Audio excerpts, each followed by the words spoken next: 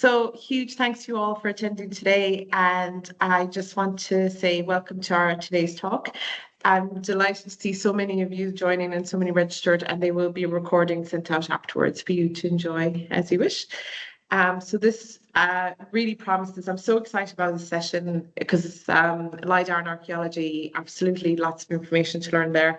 So today we're joined by a leading expert in the field, Dr. Rebecca Bennett, who's an archaeologist who specializes in aerial and ground-based landscape studies, GIS and remote sensing, and as you guessed it, particularly in the use of LiDAR, multispectral and hyperspectral imaging in archaeology. So to give you a bit of her background, she runs PTS Consultancy, where she provides training and support for heritage professionals and community projects exploring LiDAR and landscape analysis. She also played a leading role in developing the EAC guidelines for the use of the airborne laser scanning LiDAR in archaeology, helping to shape best practice and standardization in this rapidly evolving field. We are absolutely beyond thrilled to have her with us today to share her expertise on LiDAR in archaeology. So please join me in welcoming Dr. Rebecca Bennett. Thank you, Rebecca. Hello, everyone. I'm going to do the old technical shuffle of trying to share my screen now, so bear with me just a minute. We want that one, please. Perfect. We can see that perfectly. So is it actually showing you the slides, or is it showing you the actual presentation? Just the outline for now, but maybe there's this. Oh, now the actual presentation. Beautiful. Okay, smashing. Thank you so much, Rebecca. No problem at all. First of all, thank you very much for inviting me to come and speak with you today. It's really nice to be able to see you all here, and I hope that having given this short presentation, we'll also have quite a lot of time for questions. So of course, if you have those through the course of the talk, please pop them into the chat. But I think there will be a good time for a question and answer session at the end today. In any case, so why am I here? Well, I've spent a couple of years working on this project with the European Archaeological Council to develop a baseline product, a booklet that covers the best practice for use of airborne laser scanning, or commonly termed LiDAR, within archaeology. And my mission for this year is to make sure as many people as possible know about it and can take advantage of it and get to ask me questions. So what are we going to get up to today? If my slide will move forward. I'm going to talk you through the aims and origins of the guidelines, because they have quite an interesting, I think, inception and production process, which I think will inform the way that the guidelines developed and how they can be used and how they sit within our discipline. I'll run through how to use them, the sort of key topics that we cover. I'll run through each section, so you've got a feeling for how the guidelines are structured. And then we'll talk a little bit about sort of the nature of good practice and how that will continue to evolve beyond the publication point of the guidelines. So just briefly to consider the aims of the project, I was approached in 2022, I think, first by the EAC, the European Archaeological Council, via my association with the Aerial Archaeological Research Group. Now, some of you might be aware that there is already a series of EAC guidelines on a whole range of different topics, but within the Remote Sensing Specialist Working Group, our most famous guidelines are those for geophysical survey. And what the EAC committee decided that they wanted was a similar sort of document that would cover LiDAR specifically. And the instigation for this was really recognising that there was a lot of good practice across Europe, but no sort of single repository, no sort of single set of guidelines that would help to encompass the knowledge base that had been built over the almost 2 decades now of using LiDAR within our discipline. So what we wanted to do was really bring together for the first time that shared experience of colleagues across the continent and be able to put that into a really useful document. So what we did was we surveyed from the EAC, we sent out a survey to all sorts of partners, and we're really grateful to CIfA for sharing that survey on our behalf as well, to ask people what the status quo was. So how were they using airborne laser scanning? What did it look like within their professional capacity or their voluntary or community work capacity? And when we say what did it look like, we mean sort of what tools were available to them, what support did they feel that they had, what support did they feel that they needed, and importantly, if we were to produce a guidelines document, which we subsequently did, what was it that people wanted to see? What did they need help with that we could kind of garner that shared experience for? So we use that community survey, and that's available actually through the Zenodo site as well. So that is a complementary set of data. It's all been anonymized, but if you wanted to go back and pick into that survey and see what people were saying as that sort of state of the profession pinpoint, you can go and have a look at that online. We use that feedback as a guide. And the really important question we asked at the end of that survey was, does anybody want to help us do this? And 49 authors put their hands up and said yes, that they did want to participate in the creation and writing of this document, which was fantastic. And that meant that we were able to have a really collaborative process around the building of this resource. So I think it's really important, and I'm sorry, I've talked through this slide already. Apologies, I can't actually see presenter view at the moment. So there we go. I'm just going to be guessing what comes up next. I do apologise. But the really important point was that from more than 100 individuals that we surveyed and 30 different organisations across Europe, we were able to build a network of information about what people wanted. And as I say, that core working group of around about 50 professionals who then went on to look at what the needs were and how to structure those needs into a document that made sense and was accessible and that people could drop into and use as part of their daily workflows. The idea being that you didn't, if you were already an expert and using ALS or LiDAR a lot, that there would be something in there for you, of course, but also that this set of guidelines would be accessible to all sorts of individuals, those who are not doing the technical side of things, those who are perhaps doing cultural heritage management, development control type work, working with communities, engagement, communications, all sorts of different aspects within the profession, that these guidelines would help to provide the core information that everyone needed and wanted. So a little bit about kind of what we produced then. So these 49 co-authors got together. We met in a series of meetings to decide the structure and what will be helpful. And really the guidelines can be used in three core ways. As you'd expect, a sort of single how-to guide. You can read this from the start to the end. And of course, that will enhance your knowledge across the whole topic area. And within the guidelines, you can use the information, the case studies to inform your own good practice, but also as teaching tools when you're working with or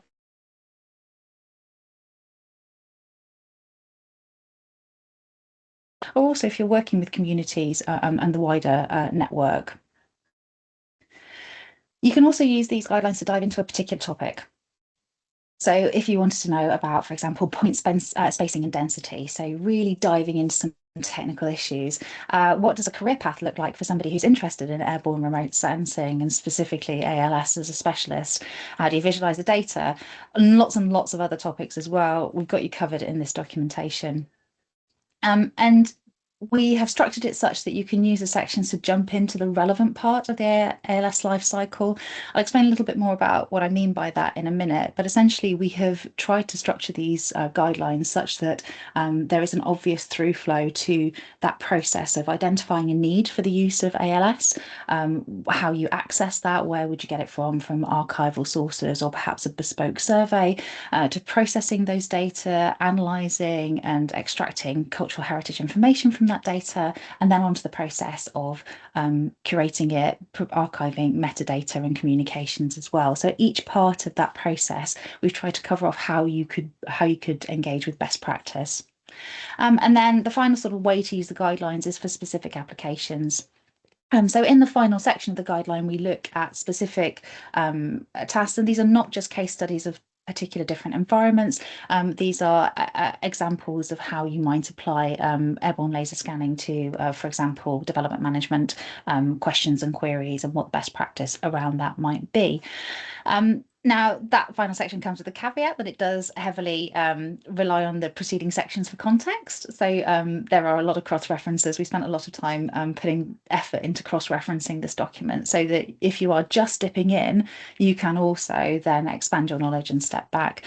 And just also note, it comes with a really extensive bibliography as well. So being able to take this as the starting point and to use it to access further, deeper, more detailed information as needed. One of the things that really came out of the survey was the need for the support for processors. So how do you integrate ALS into your workflows as a cultural heritage professional? And so one of the things that I think is really cool about the resources that we provide are a series of printable processes. So, for example, here's a workshow that shows how the ALS data assessment could be integrated into the development control process. So allowing you this kind of checklist of yes, no, what do I do? What are the questions that I need to ask at each available stage? And how do I progress this work in a fashion that is in line with best practice, but also takes some of that administrative burden from somebody who is perhaps new to integrating airborne remote sensing or has a lot on their plate and would just like to be able to clarify that process and make sure that they're not missing out on any steps.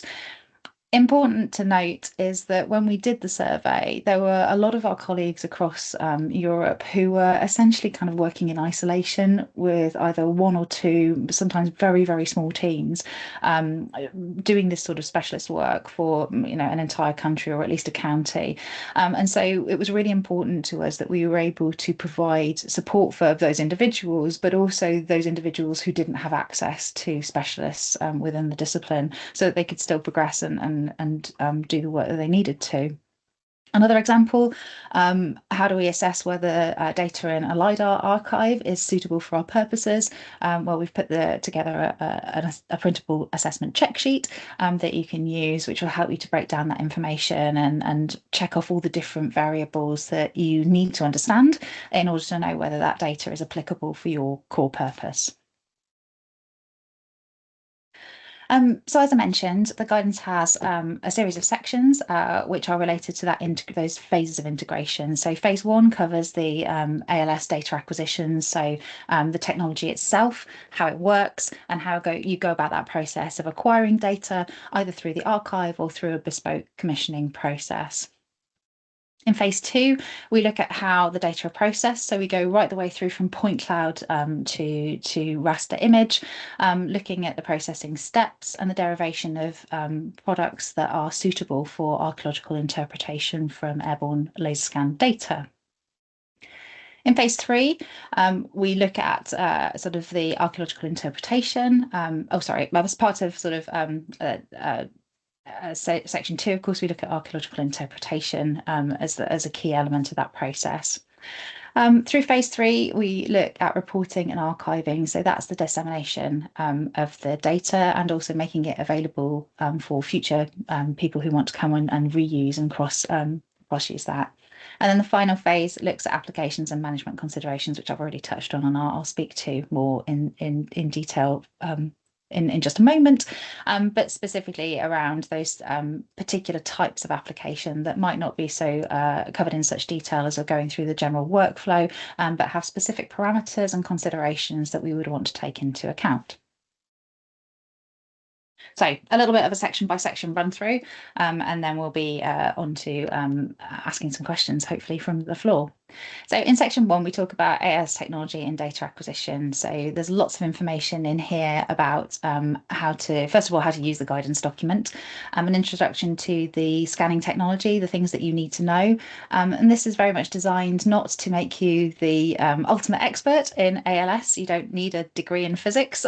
You'll be grateful to know, but to give you the information that is critical to enable you to understand how to best use the data, because there are certain elements of the way that the data is collected and processed and produced that make a really big difference to how useful or otherwise it might be for your research question or your work purpose.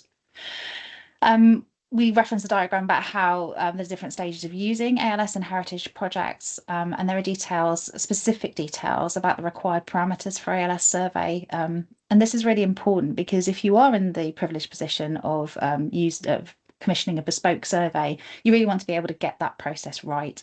And there aren't necessarily always people that you might know to go to be able to ask for that guidance and for that input at that really critical commissioning stage. Any of you who have been involved in acquiring bespoke LiDAR will know that that is a significant financial input, and we want to be making sure that we're getting the product that we need as part of that process. So there's lots of detail in there about how to do that. As I've already touched on, there's also guidance for assessing the suitability of archive ALS data. I think most people in the room will be more than familiar with the fact that we have really great coverage in England and Wales now of 1 metre data for the first time, making that available. So it's really important to be able to integrate that into our projects as a routine, but also to know where the limitations of that data might be and where you might need to be looking for other resources to help support your work. And within the section, we have a really nice case study around the use of ALS for heritage management in coastal environments. So in section 2, we have our section on data processing and interpretation. So in this section, you're going to find information about the best practice in visualization. So moving kind of beyond hill shades into the huge depth of work that's been done over the last 15 years or so by colleagues across the continent about the best ways of identifying that microtopographic evidence that is really key to us understanding what people have been doing in the landscape in the past. There are guidance on the process of archaeological interpretation. Now, this is a really important section of the guidance, in my view, and one that we worked really, really hard. I think there's probably about 12 authors that contributed to this particular chapter. For 2 really key reasons. First of all, we wanted that expertise from people who've been doing this work, but we wanted to make sure that spread of expertise was from across the continent, so that we weren't just relying on people who were very used to, shall we say, English or Irish landscapes, that we had people who were used to Mediterranean or Scandinavian or Central European landscapes as well. But the really important element of this is that actually there's not that much information or guidance about how to translate the digital information that you're seeing from a terrain model into the kind of core data, the meat of what we're interested in, which is the archaeological interpretation, and where the benefits are, and also where some of the pitfalls might lie in terms of that derivation of useful information. So to help along with this, we've got example schema for the vectorization of features. So that's creating these digital features and an asset, an attribute data set to go along with them. And also thinking about the way in which these data could be presented to wider audiences. So not thinking just about the technicalities of it, but also about that communications strategy. We don't shy away from an introduction to the topic of automated detection. So we talk a little bit about AI and the way that that is interfacing with this sector at the moment. And we look forward to the things that might be up and coming. We appreciate that this is the kind of bleeding edge of the technological change that's going to be happening within the use of airborne laser scanning and other very large data sets as well. So what we try to do in that section around automated detection is really give you the foundations of understanding of what it is, what it can do, and how it could be purposed within the heritage sector, and some of the pitfalls again that might occur or that you might come across when doing that. And really importantly, we bring together some great examples and best practice around citizen science. So the way in which our communities and our broader connections can be involved in the creation of these data sets and the engagement with their environment and their landscape. There's a little segue. Those of you who know me know that I do a lot of work with community groups on assessing LiDAR and getting engaged in the landscape and going out and surveying. And it really is a very, very different perspective for communities that are, of course, very familiar with their landscape from a human scale, to be able to see that from above and to see it, potentially without vegetation. So seeing underneath the canopy is something that is really important and different and engaging. So there's a real opening here for expanding the ways in which people can be meaningfully involved in the process of deriving cultural heritage stories from their landscapes. We also, in this section, cover the integration of ALS with archaeological field work. So not just thinking about airborne laser scanning as a technique and as a standalone desk-based process, but where does that fit within the other elements of what you might want to do, whether that's walkover survey, geophysical survey, right the way through to excavation of different sorts. And we've summarised that information into a table which helps people to work through the considerations of how the information from ALS would fit within each of those different complementary disciplines.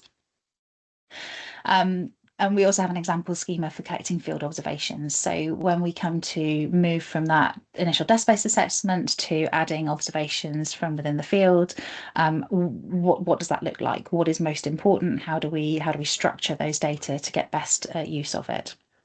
And then the final part of this section, which hopefully will be of interest, particularly to CIfA members, is advice around the skills and expertise of staff that you might need in order to build a team that could do this work. So we've included a competencies matrix to support development of professionals that are working within the heritage sector, thinking about the different levels of staffing that, or the different levels of experience that you might have and how you might move between those levels. So if you wanted to progress a career in the use of airborne remote sensing, what would be the sensible steps? Where would you start? How would you get that CPD? How would you get that investment in your own skill set to show that progression? So section 2, reporting and archiving. So here we have a real emphasis on the pillars of fair data archiving. So making sure that our data is findable, accessible, interoperable, and usable. And I think this was another really important section because it's not just about using LiDAR in the instant. Increasingly, we're thinking about the ways in which multi-period surveys could be used and multiple interpretations of the same data or even reprocessing of the data. So I think it's really good to be on the front foot around that, and it fitted really nicely with the work that CIfA did alongside Dig Ventures around sort of creating digital archives. So there's a really good synthesis there between what we're advising for the ALS data and what would meet sort of national and regional standards elsewise. So we talk about the content and structure of reporting, examples of good practice of the presentation of data through reports and other outlets. And as I mentioned, this detailed guidance on the process of archiving data and the derived products. And this includes standards for data interchange and the importance of recording metadata and paradata.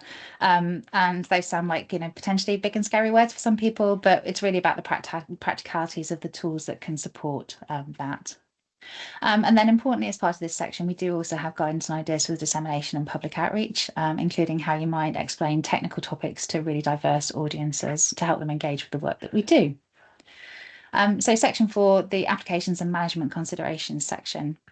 So a really important part of this is providing, as I say, those specific examples of different applications where the core information from the rest of the guidance kind of provides the context, but there are specific questions and queries. So in the areas of planning and landscape management, integration with existing cultural heritage records, looking at specific topics like geoarchaeological applications, which have quite a different flavour and feel to the way in which you would analyse your ALS data. To the topic of change monitoring and what are good techniques and useful best practices in there, our 3D visualisation, and then again we touch on the issue of automated feature detection within this section as well. So our case studies and special topics are integrated throughout the guidance. So we have them on coastal environments, agricultural environments, forested and woodland environments. We have a section on the integration with the World Heritage Convention. And we also have a section on the integration with heritage building information modelling and restoration systems. And then finally, as I've already mentioned, we have a section looking at automated detection of archaeological features and wetland environments. So this brings me sort of to the end of my sort of chatting and talking at you, and I'm really hoping that we'll get to speak together in a moment. But before we do, I just wanted to highlight what the guidelines are not. So these guidelines are a collection of good practice based on the experience of the collaborators, and they're based on decades worth of experience for each of the individuals. We try to design them and put information in them that should be applicable to all regions and in many situations, but they are not designed to be a prescriptive set of rules. So if you're coming here looking for the do this absolutely wagging finger type approach, that is absolutely not the way that these this booklet is designed to be used and to be effective. If you think about it, really, when we're looking at a pan-European context, there's no way that we'd be able to write such a prescriptive set of instructions that would be applicable to all these different jurisdictions and geographical and environmental areas. So the detail in this document is not intended to be exhaustive, but it is to give everybody a really good set of information so that you can become an informed user and client when it comes to ALS. And it really, hopefully, everyone is credited as authors on the different sections that they are specialists in, and that's really important because it helps to show you who the network of contacts are that you could get in touch with if you had questions about a specific area. So helping to build the network of people that are kind of shoring each other up across a continent here.